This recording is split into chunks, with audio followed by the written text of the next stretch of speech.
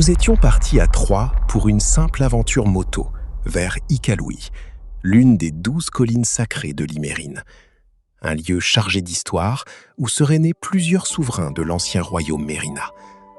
Une journée qui s'annonçait comme tant d'autres, des pistes, des paysages magnifiques, des découvertes et cette sensation de liberté que seuls les voyages à moto peuvent offrir. Mais parfois, les plus grands voyages ne se déroulent pas comme prévu. Au pied de cette montagne chargée d'histoire, une simple panne de batterie va complètement changer le cours de notre journée. Ce qui devait être une aventure off-road va devenir une rencontre humaine inoubliable. Et si cette panne n'était finalement pas un hasard ? Voici l'histoire d'une aventure qui nous a conduits bien plus loin que la destination que nous avions choisie.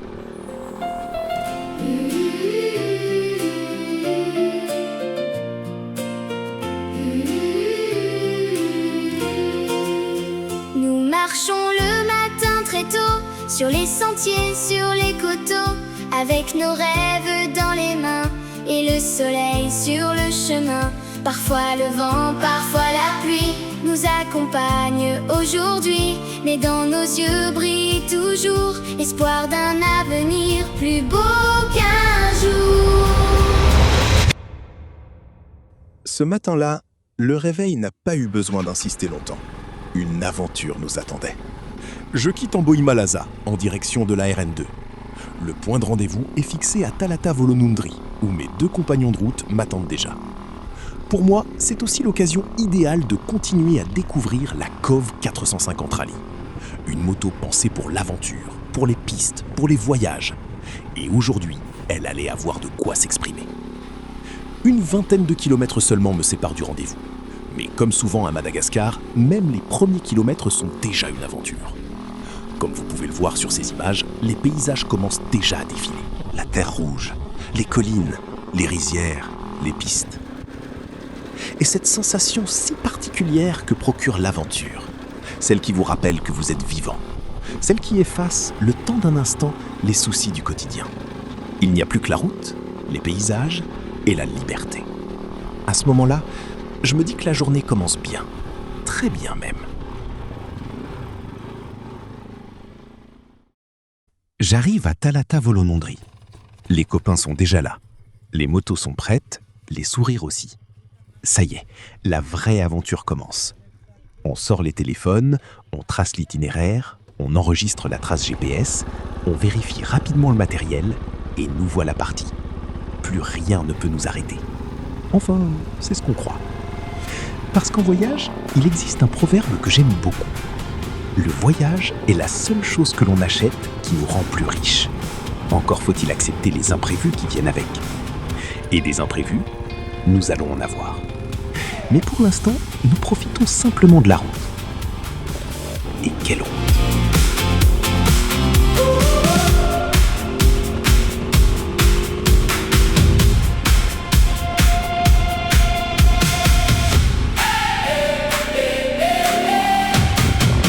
Montée, descente, pierre, poussière.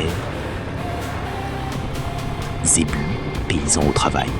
C'est le Madagascar authentique, le Madagascar des campagnes, le Madagascar que l'on découvre lorsqu'on quitte les grands axes. Bref, l'Ambanivuitra dans toute sa splendeur. Chaque virage révèle un nouveau paysage. À peine le temps d'admirer qu'un autre apparaît déjà. Et franchement, on se régale.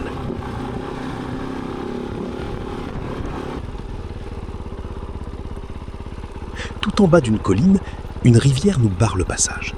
Bon, personne n'a pensé à construire un pont juste pour nous aujourd'hui. Il va donc falloir se débrouiller. On descend des motos, on pousse, on glisse un peu, on force un peu aussi. C'est physique, mais entre pousser une moto dans une rivière et rester sous une couverture à fixer le plafond un dimanche matin, le choix est vite fait.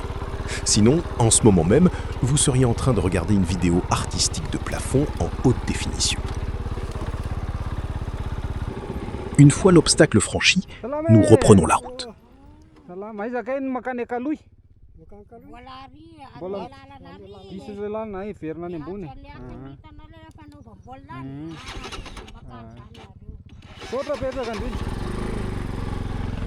Et la nature continue de dévoiler ses trésors. À chaque kilomètre, on se sent un peu plus libre, un peu plus vivant. Comme si le temps ralentissait, comme si plus rien n'avait vraiment d'importance, à part le moment présent. Puis arrive une immense descente. Devant nous, un panorama absolument incroyable. Cette fois, impossible de résister. On sort le drone. Et je vous laisse simplement profiter des images.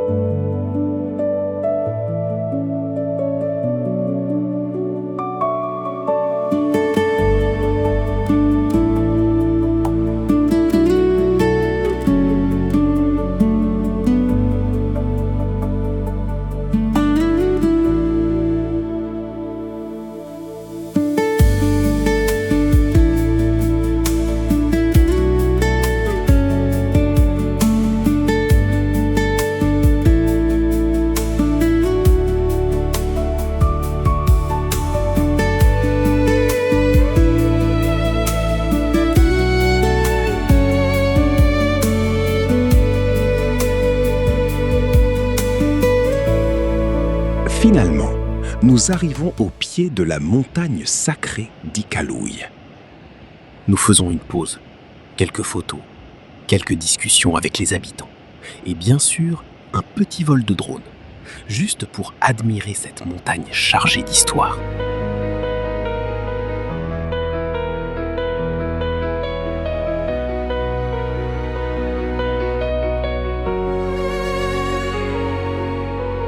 On part léger, mais l'âme chargée, le cœur usé d'avoir trop aimé. Chaque départ devient une promesse qu'on confie à la nuit sans ivresse. Les routes s'étirent sous le ciel immense, chaque pas réveille une douce danse. À ses pieds se trouve le village d'Anunuka, un village où nous n'avions absolument pas prévu de nous arrêter. Juste passer, juste continuer notre route. Du moins, c'est ce que nous pensions. Partons là où le vent nous appelle, loin du passé, loin des querelles. Voyager, c'est apprendre à se retrouver et aimer chaque instant sans jamais compter.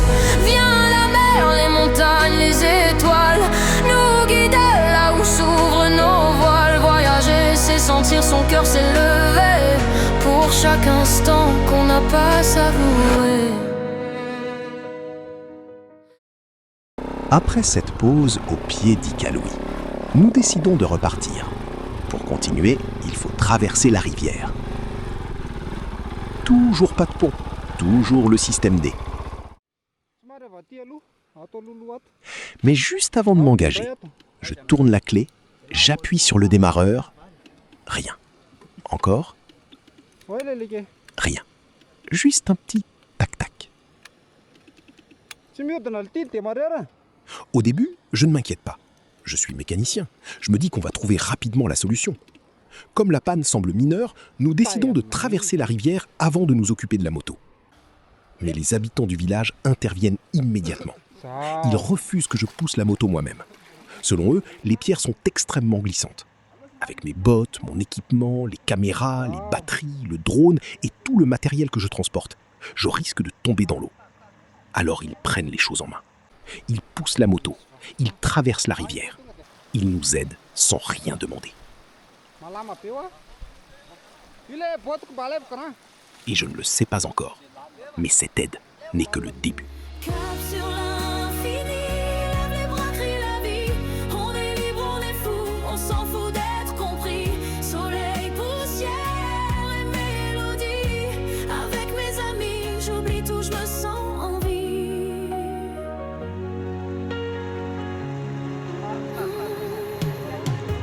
Une fois de l'autre côté, nous vérifions la moto.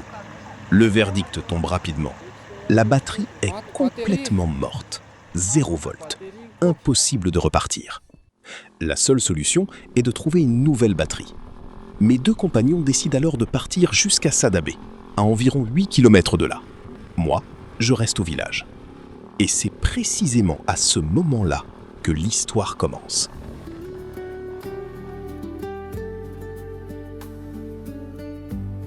Les habitants poussent ma moto jusqu'au village, puis m'accueillent. Pas comme un visiteur, pas comme un étranger, comme un frère, comme un membre de leur famille. Une dame m'invite chez elle et me propose de déjeuner. Nous mangeons sur un tsi traditionnel, à l'ancienne, comme cela se fait depuis des générations. Je dois avouer que j'ai eu un peu de mal à trouver une position confortable. Mon corps n'était clairement plus habitué. Mais peu importe, parce que ce repas avait une saveur particulière, celle du partage, de la simplicité et de l'authenticité. Ils me racontent leur vie. Une vie simple, sans électricité, sans télévision, sans Internet. Mais aussi une vie remplie de respect, d'entraide, de sagesse et d'humanité. Et face à tant de générosité, j'ai envie de partager quelque chose à mon tour. Je leur montre quelques vidéos de mes voyages à travers Madagascar. Et là, je vois leur regard changer. Ils sont émerveillés. Puis je comprends pourquoi. Ils n'ont jamais vu la mer. Jamais. Faute de moyens. Pour la première fois de leur vie, certains découvrent l'océan à travers l'écran de mon téléphone.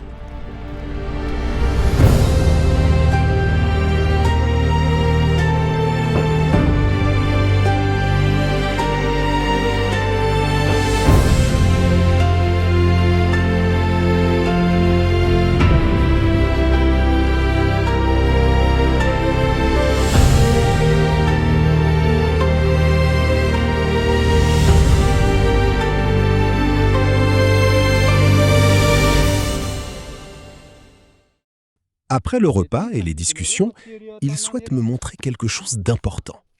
La seule école du village. Nous marchons sur des sentiers escarpés, parfois vertigineux. Ce sont pourtant les chemins que les enfants empruntent chaque jour pour aller apprendre. Les gens de la campagne sont impressionnants.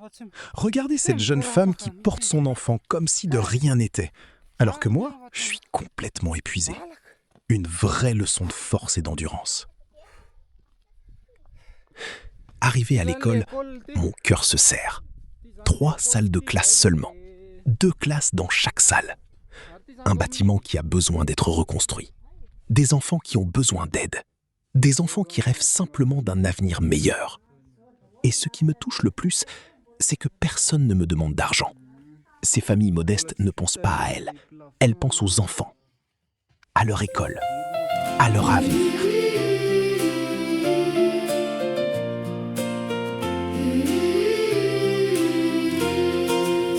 Nous marchons le matin très tôt, sur les sentiers, sur les coteaux, avec nos rêves dans les mains, et le soleil sur le chemin.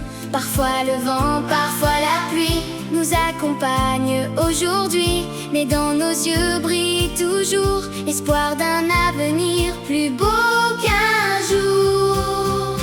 Offrez-nous un cahier de main, une lumière sur le chemin, car pour construire un monde meilleur, il faut d'abord ouvrir les cœurs, apprendre à lire, apprendre à voir, croire encore dans nos espoirs. Nous sommes petits mais nous savons que l'école bâtit les nations. Après la visite, la nouvelle batterie arrive enfin. Nous l'installons, je tourne la clé, le moteur démarre immédiatement, comme si rien ne s'était passé. Avant de partir, je remercie les habitants avec un petit cadeau, offert de tout cœur. Mais une fois encore, c'est eux qui me donnent davantage. La dame m'offre du tongolo gassi, un geste simple, mais d'une valeur immense. Je vois de l'espoir dans leur regard. Je vois des rêves. Je vois cette envie de construire quelque chose de meilleur pour leurs enfants. Et moi, je repars avec le cœur lourd, mais aussi avec une promesse, celle de ne pas les oublier, celle de raconter leur histoire, celle de chercher de l'aide pour ce village. Et curieusement, la moto ne me donnera plus aucun problème. Pas un seul. Alors qu'il me reste encore près de 60 km de piste. Comme si la panne avait accompli sa mission. Le voyage continue. De nouveaux paysages apparaissent. Apprendre à lire, apprendre à voir, croire encore dans nos espoirs. Nous sommes petits, mais nous savons que l'école bâtit les nations. Dans nos villages oubliés, il reste tant de vérité. Des enfants qui veulent avancer et simplement étudier. Nous ne demandons pas la lune, ni les richesses des grandes fortunes. Juste une porte vers l'avenir pour apprendre, grandir, réussir. Offrez-nous un cahier de main, une lumière sur le chemin. Car pour construire un monde meilleur, il faut d'abord ouvrir les cœurs. Apprendre à lire, apprendre à voir, croire encore dans nos espoirs. Nous sommes petits, mais nous savons que l'école bâtit les nations. Un livre peut changer une vie, une école changer un pays, une main tendue aujourd'hui peut éclairer. Un magnifique coucher de soleil illumine la nouvelle autoroute en construction, comme un dernier cadeau offert par cette journée incroyable. Au loin, je croise un vieux Mercedes 508, un véritable monument roulant. Plus de 40 ans qu'il emprunte ses routes, et il est toujours là. Mérite sa part de savoir. Et si nos voix montent ce soir au-dessus des collines noires, peut-être qu'un jour tous ensemble nous verrons nos rêves qui ressemblent à un avenir plus humain, construit par nos petites mains. Et pendant tout le trajet, une question me poursuit. Et si cette panne n'était pas un hasard? Iqaluit est un lieu sacré, un lieu chargé d'histoire. Peut-être que certains souriront en entendant cela. Peut-être pas. Mais au fond de moi, j'ai l'impression que cette panne était une façon de m'arrêter, une façon de m'obliger à écouter, à voir, à comprendre.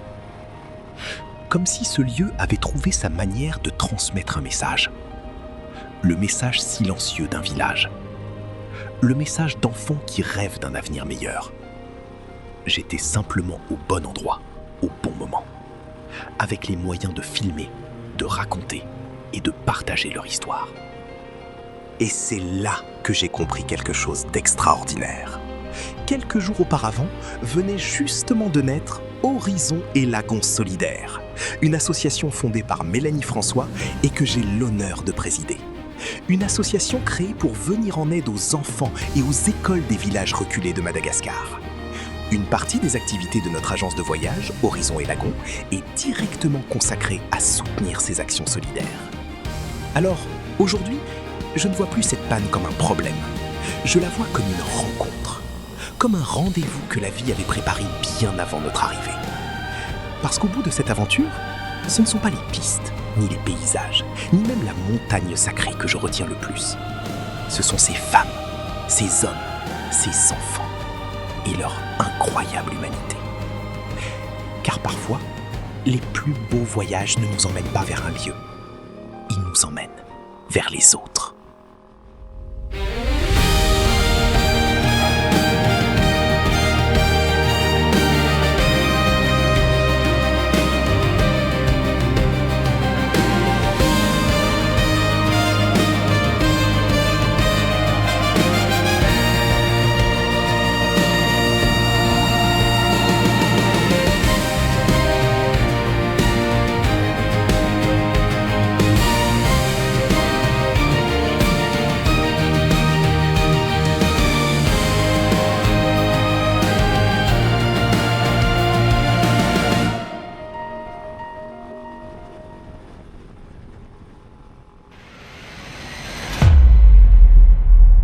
Maintenant, parlons un peu de la moto qui m'accompagne aujourd'hui, la COV 450 Rally.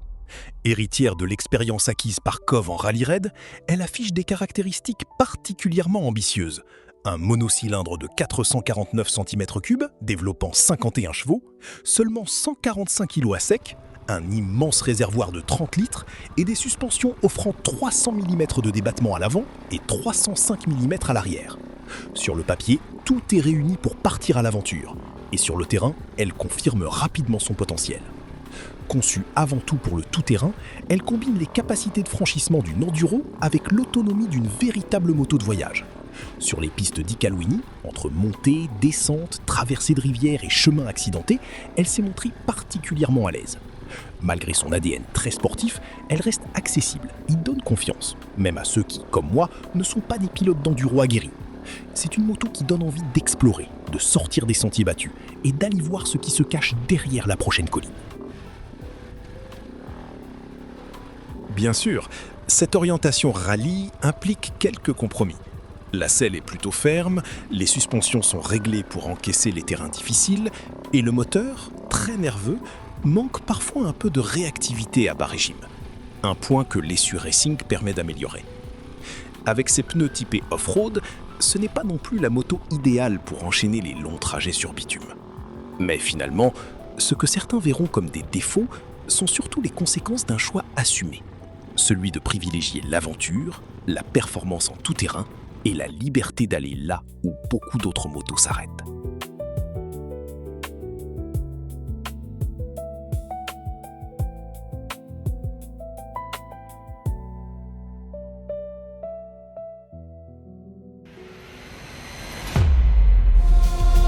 Un livre peut changer une vie, une école changer un pays, une main tendue aujourd'hui peut éclairer toute une vie. Offrez-nous un cahier de main, une lumière sur le chemin, car chaque enfant né quelque part mérite sa part de savoir. Et si nos voix montent ce soir au-dessus des collines noires, peut-être qu'un jour tous ensemble nous verrons nos rêves qui ressemblent à un avenir plus humain, construit